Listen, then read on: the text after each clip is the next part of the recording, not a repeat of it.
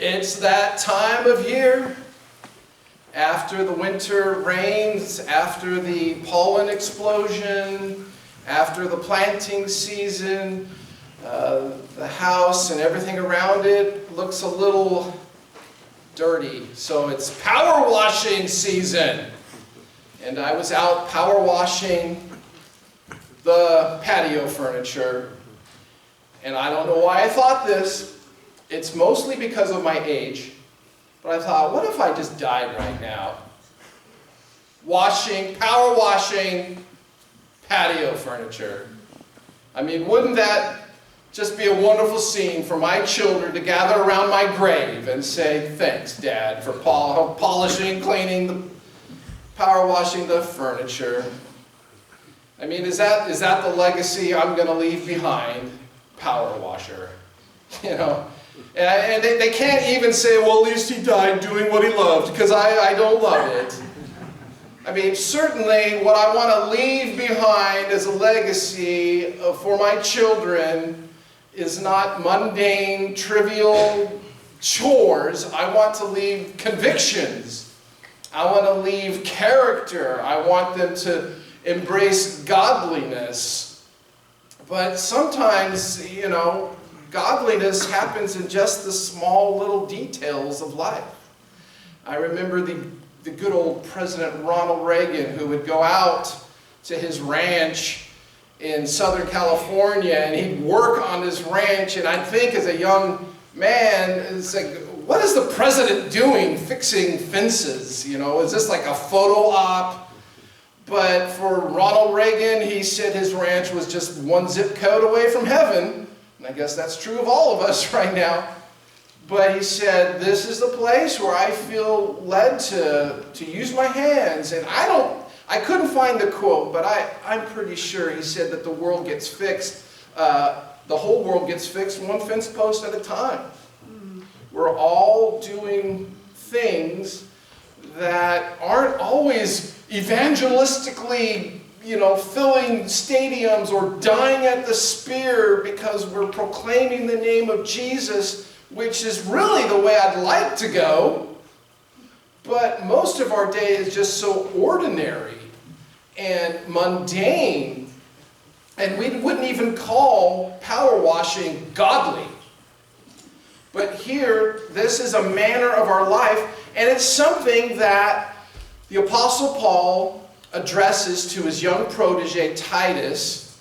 And our verse for today is on the cover of your order of service. That's all we're going to look at today. And again, when Paul writes to Titus, he's got a couple things going on that he's trying to communicate. Number one, he's trying to communicate something to his church leader that he wants to flow through him to the rest of the congregation. I'm writing this to you, Titus, but I'm anticipating that you're going to read it to the entire church. And I'm going to begin with some convictions about who we are as a people who follow Jesus Christ. We are a people of both faith and fidelity. We're a people of doctrine and of duty. We are a people of proclamation and of practice. Are you seeing the twin application of what it means to be a believer? It was expressed in the three questions that we read in our catechism. What does the Bible, question 3, what does the Bible primarily teach? What we're to believe about God and what God requires of man. The Christian life is this tension of holding everything that we're supposed to believe about God and doing everything that He tells us to do. Now, my first confession to you is everything that I believe about God, I don't do it perfectly. I don't know it all. I can't conceptualize everything about God, but I know that in His Scriptures, I read His Word and He teaches me what I'm supposed to believe about Him. He's told me there's truth in the Bible, truth that I could not manufacture for myself, truth that I could not find out in nature, truth that I couldn't dig out of my own conscience or out of my own philosophy. It was a truth that was delivered to me, a revelation that was outside of me, that I have to say, God has revealed Himself in this way, And if I think other things other than what's written there, then I'm not thinking about the true God. So I have to be devoted in knowing the doctrines, the teachings of my faith. And if I start manipulating those doctrines, and if I start saying God is something other than He's revealed Himself, then I'm leaving the Christian church.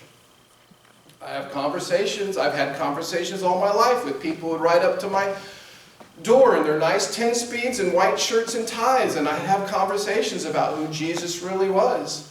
And we had some interesting conversations, and by the end of the conversation I'd say, your Jesus is different than my Jesus. You're calling someone Jesus, but he's not the Jesus that I read about in the Bible. You've brought more information. You have other books telling me what Jesus is, and other revelations that are outside from the Bible. And then there's this other aspect of what God requires of me.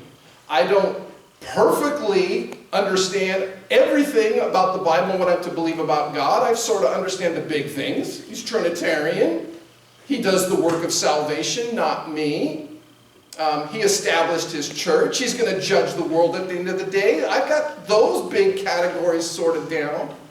But then He's told me there's some things I need to do. How I'm supposed to obey His 10 Commandments.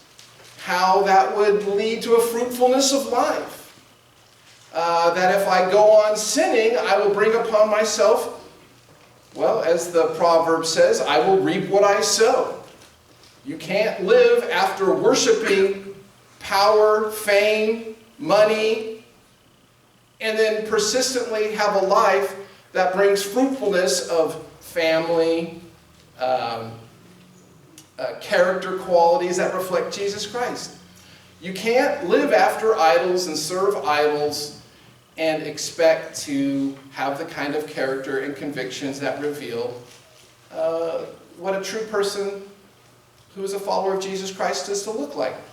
So those twin rails, if you will, if you think about the railroad track, one of those rails gets out of line, you hop the track. If your doctrine goes funny, you hop the track. If your morality goes funny, you hop the track. And again, I'm not perfect in both of those spheres, but I know what God's called me to, and when I confess when I'm not keeping on the rails. And so this is what Paul says in his opening line to Titus. First of all, Paul, again, as a quick review, mentions that he is both two things. He's an apostle and a servant. He's got two rails for himself. He's not just always big and high and mighty. I'm an apostle of the church and you do whatever I say because that's what God's made me. I'm also a servant. I don't expect to get paid. I don't try to take power and authority myself. I'm here to serve. What a great tension that we're supposed to have. I'm a child of the King, but I serve people. Those are the two aspects of what we believe about our identity and what we believe and how our identity gets lived out. Again. And then he goes on to talk about convictions that the church is supposed to have. He says that he's both a servant and an apostle of Jesus Christ according to the faith or for the faith of God's elect. So he's going to talk about things that we're to believe. That is what our faith is. And to acknowledge the truth which accords with godliness. So you see what we're supposed to believe and what we're supposed to do.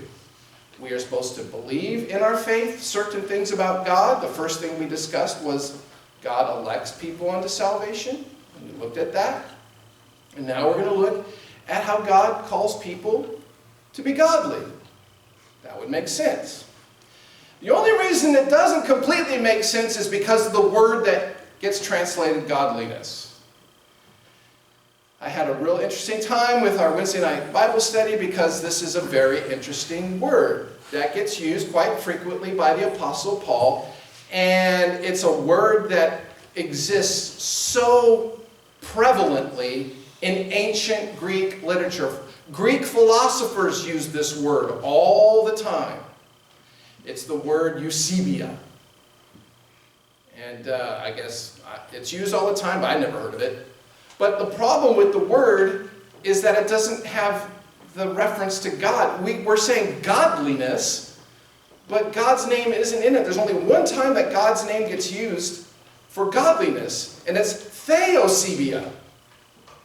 You put the word theos in front of it, now we're talking God. But this is just this Greek word, and the famous scholar Gustav Deisman said this is a familiar term in the religious language of the imperial period.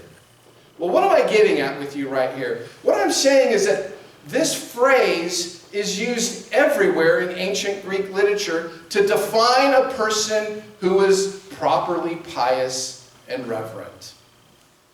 Now, the people of the Roman and Greco-Roman area, Roman-Greco period, we know about some of their lifestyle. We know that the Greeks were famous for partying. We know that they were famous for conquering. And the Romans who took over after them, famous for partying, famous for fighting, going to war. We didn't see them as godly people. We didn't see them as pious and reverent. Yet there's a whole philosophical stream that comes out of the Greek thinkers, impacts the Roman thinkers, that there was a life that we were supposed to live that wasn't just party and war. We should be people who are good neighbors. They came to this conviction. In fact, this is kind of the fascinating thing about people who travel the world. Almost everywhere you go, you meet nice people. People are ready to be hospitable, ready to bring you in, ready to treat you to a meal. You're just a stranger going through their country, and they're nice. They're helpful.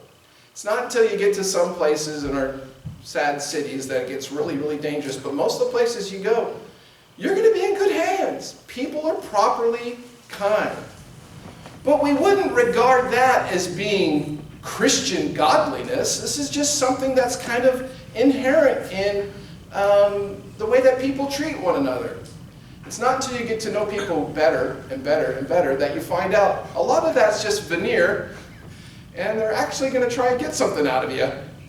I don't want to be such a spoiler about humanity, because I've been treated well in all of my travelers. I mean, I've gone into the Amazonian River Delta in Ecuador and met the most wonderful tribal people and would want to hand me things I would never want to eat. But every society still struggles with this concept of being righteous. You can be godly, and it can be a description of your piety and your reverence, but being righteous is a whole other thing. So when Paul is writing to his church planter, he uses a word that he expects everyone to understand. He uses a word for the church. He says, please be a people that demonstrate all the things you'd expect of a kind person. And I wanted to explore how Paul illustrates this through some of his other passages. So this is going to be a little bit of a Bible flip the page, but I'm going to read a few of his instructions. First, Timothy. He writes to Titus, who's a person who's helping him plant a church, some churches in Crete. And then he writes to Timothy, who's also doing the same thing at Ephesus. And in 1 Timothy chapter 2, verse 1, he talks about you should be giving prayers for everybody. This is what's godly. That you should intercede and give thanks for all men, for kings and all who are in authority, that we may lead quiet and peaceable life in all godliness and reverence. He wants us to be known as the church as praying people. All religions pray. Did you know that? They all have some way that they express their prayers.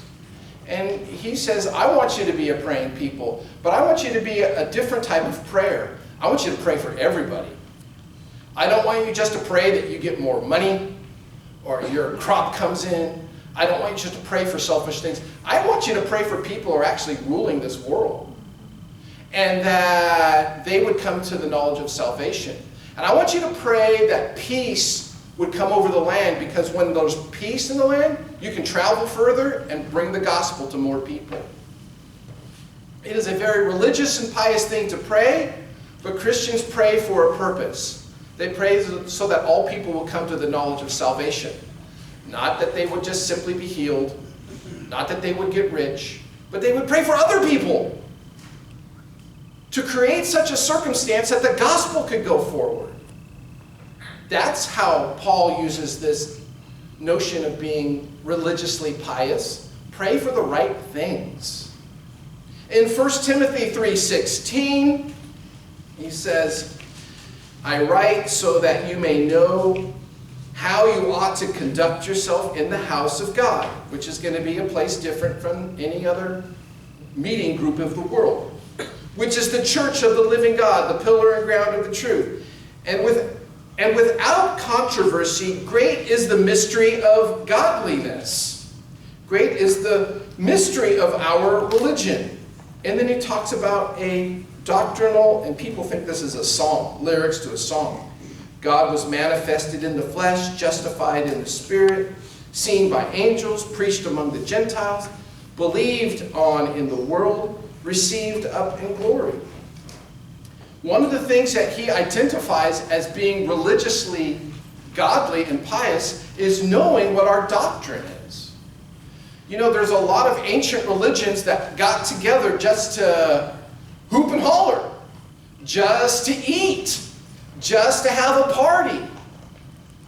What would be a properly pious and religious meaning of the Christians? That they would know what they believe and they would be taught something. Most religions are about excitement or about staying away from things. And faith is about teaching people specific things that they're supposed to believe. That would be a godly meaning. So you see a lot of contrasting with what happened in that culture and society and how the Christian church was to conduct itself. He continues on with the same idea in 1 Timothy chapter 4. And he describes what the days are like in that day, and many people see it as being very similar to our own day. 1 Timothy 4:1. Now the Spirit expressly says that in latter times some will depart from the faith, giving heed to deceiving spirits and doctrines of demons, speaking lies in hypocrisy, having their own conscience seared with a hot iron, forbidding to marry, and commanding and abstaining from foods which God created to be received with thanksgiving. He goes on. But here he's talking about what it's like to be a different type of people with a religious mindset. He says you've got to stop telling lies to one another. Lying does not work in the Christian church. If you're lying, then you're not living out what God's truth is about. Hypocrisy, you're supposed to be honest about your failings. You're supposed to be honest about your weaknesses. Don't come into a church thinking that you can persuade people to think that you're something more than you are. That is being properly godly. Don't be trying to redefine marriage and what marriage is all about. And also don't have a phony idea about how your diet impacts all of who you are. So many people today live after what they're eating, and they think that's, if you only eat this food, then you'll get this. And people are always after health and everything. And Paul says, don't be concerned about these things. These are improper. God's people will live differently in their church, and that turns into godliness. Continue on, chapter 4, verse 7. But reject profane and old wives' fables, and exercise yourself toward godliness. For bodily exercise profits a little, but godliness is profitable for all things. I want you to live a type of life that isn't always seeking after figuring out what's wrong with the world. Why don't you take care of yourself?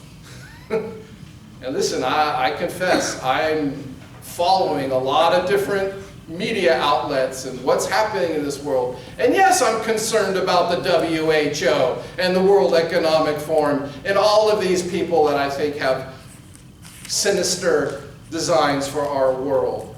But when it comes to being godly, I'd probably best take care of myself and let God take care of the big things. And he would even talk about bodily exercise. I mean, there was a time every young man grows up and wants to be the buff guy that you see in the back of the comic book. And God says, listen, that's fine. But really, if you really want to exercise something that is of eternal benefit, why don't you work at being godly? You're going to give equal time to the weights that you give to reading the scriptures, equal time to sharing Christ. Yeah, you could look buff, take a great body to the grave, but godliness will bring you far more health. So these passages reveal an idea of what God wants for his people. It's a little bit different than the rest of the world. I've got several more verses and we'll conclude. 1 Timothy chapter 5 says, if any widow has children or grandchildren, let them first learn how to show piety at home. There's the word godliness, eusebia. And repay their parents, for this is good and acceptable before God. The Greek Roman culture had a tendency to abandon their elderly parents. He says, God's people don't live that way. You take care of your parents. And you make sure that they are ministered to. 1 Timothy 6. If anyone teaches otherwise, do not consent to wholesome words. There's another notion of what our speech is supposed to look like. Godliness is reflected in our wholesome words. 1 Timothy 6, verse 5. There are some people who suppose that godliness is a means of gain. Who would ever think that a person would get on television and raise a lot of money and say that they're godly? Who would ever think? Well, we know a lot of those people are in it for the wrong reasons. He says that those are the type of people that we need to withdraw ourselves. Again, from chapter 6, godliness with contentment is great gain. One of the most powerful influences in our world right now is how much money people can make and what they do to sacrifice to get it. Money costs something to get. It costs families, it costs reputations. When I read the scriptures today, which said money is the root of, and then it says in italics, of many kinds, I got rid of that because it's not in the passage. Money is the root of all evil. It is a destroyer of our society. If we're raising our children to think that the priority of life is to gain money and to earn money and not to have a godly reputation and personality, then we are failing. The Christian church obviously uses money to advance the kingdom of God, but it's not our full devotion. We are content with what we wear and what we get to eat, says the apostle. And so we have to live a life that reflects this type of godliness. I'll conclude with this last passage as we get to the end. I'll skip a couple because you can look these words up. But this is 1 Timothy 2:8. You guys ready for this? You ready for this? I desire, therefore, 1 Timothy chapter 2, verse 8. I desire, therefore, that the men pray everywhere, lifting up holy hands, without wrath and doubting. That would be a verse of contrast. We know what most men are like. They're very wrathful. They're plagued by a lot of doubts. He's saying the Christian church isn't supposed to have men like that. Verse 9, in like manner also, that the women adorn themselves in modest apparel, with propriety and moderation. You don't look at a magazine cover today and find women dressed like this. I think it's a little bit sad that, I grew up in the age of Madonna and how many boundaries she pushed. And then the next one came up, Lady Gaga. She had to push it even farther. And then, I don't even know who's current now, but they're just pushing and pushing. And then they get older, and then they look back and they say, I wish I didn't do all that. But there's something bound up in the heart of people who love fame, fortune, influence. It's not about godliness. And here, women who care about godliness, care about modest apparel, propriety, and moderation. Here there's a prohibition about braided hair, and not that braided hair in itself is ungodly, but it was connected to something in that culture that was not wholesome. But here again it says, not with braided hair or gold or pearls or costly clothing. And I don't have a girl's mindset, but I know that they daydream a lot about having all these nice things. And just like guys daydream about their pursuits, women do the same thing. And we just have to check our minds.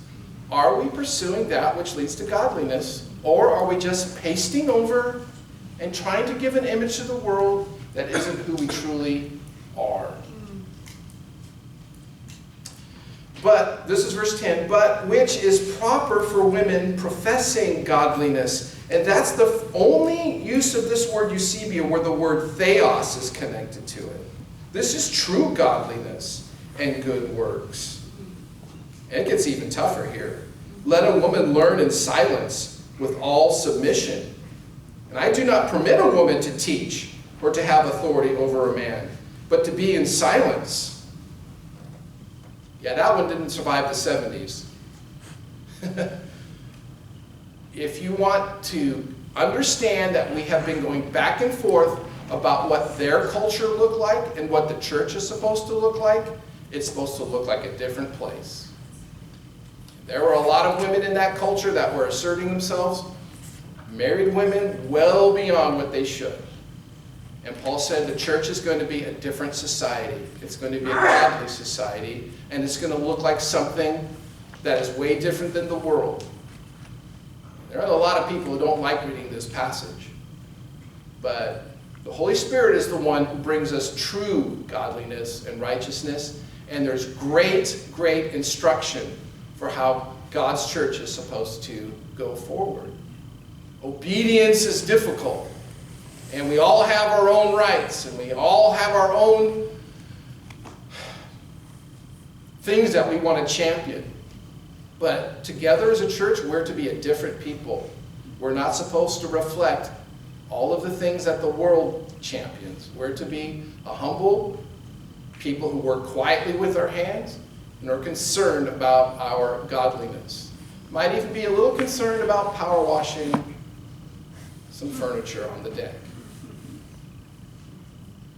So, I just find it very interesting that Paul is trying to communicate through his servant what type of people are supposed to exist in this world who belong to Jesus Christ.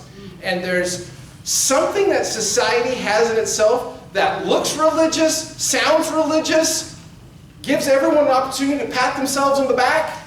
And Paul says that's people using godliness for phony reasons. We are sincerely a different people who care about eternity, who care about people's character, who care about what the gospel, how the gospel impacts society. And people see it by the way we live and by what we preach. Godliness, it's a tough topic to preach on, if you can tell. But it's our call to be a different and unique people in this world. So let us ask God to be gracious to us and help us to reflect what he intended for his people. Not only to believe rightly, but to live rightly according to his word. Let us pray. Father, the truth of godliness means that we're to be a people set apart in a different way. And we know the world has its own forms of godliness. They have their own piety and reverence, but it's always skewed towards making themselves look good and not exalting Jesus Christ. And we pray that you give us a proper heart and conviction certainly a proper spirit, to live a godly life that demonstrates that we love Jesus Christ more than all. We pray this in Jesus' name. Amen.